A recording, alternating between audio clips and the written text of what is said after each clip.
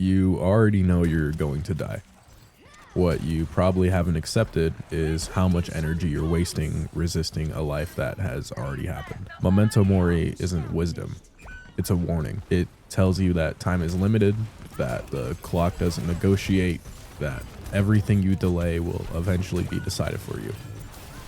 People treat this thought like motivation, something to feel briefly, then move past. But awareness alone changes nothing. Knowing you'll die doesn't make you disciplined, it doesn't make you calm, it doesn't make loss easier to tolerate. It just removes excuses. And once excuses are gone, you're left with a more difficult problem. Most suffering has very little to do with pain. Pain happens, loss happens, aging happens. Suffering is what comes next. The refusal to accept what has already occurred, the constant mental revision of reality. You replay conversations that are finished, you resent outcomes that cannot be undone, you imagine versions of your life that were never real. This resistance feels passive, but it isn't. It consumes time, it drains attention, and it quietly shapes how you live the rest of your life. Death guarantees scarcity. Resistance wastes what little you have. The Stoics did not offer optimism. They assumed loss. They assumed discomfort. They assumed things would not go as planned. Their answer was not hope. It was amor fati. Love your fate. This phrase is often misunderstood. It doesn't mean enjoying everything that happens. It does not mean pretending suffering is good. It means something colder. It means refusing to mentally reject reality.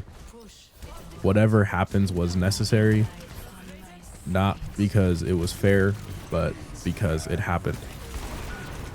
Once something occurs, it becomes part of the structure of your life. Think carefully about what resistance actually is. You are angry that reality did not consult you, that time moved without permission, that your preferences were ignored. It's childish to expect life to stop moving for you because you're grieving, because you haven't accepted a loss. Regardless of whether or not you're here, the world's gonna keep on spinning. Reality never adjusts. It doesn't explain itself. It does not compensate you for disappointment. To resent what has already occurred is to demand the impossible. Amor fati is not emotional acceptance.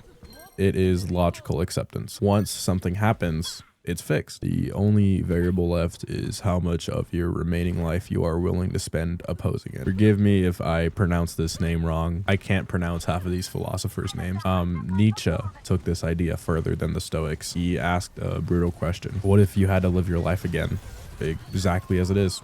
Every mistake, every loss, every disappointment. Forever, not corrected, not improved, repeated. Amor fati for Nietzsche was being able to say yes to that.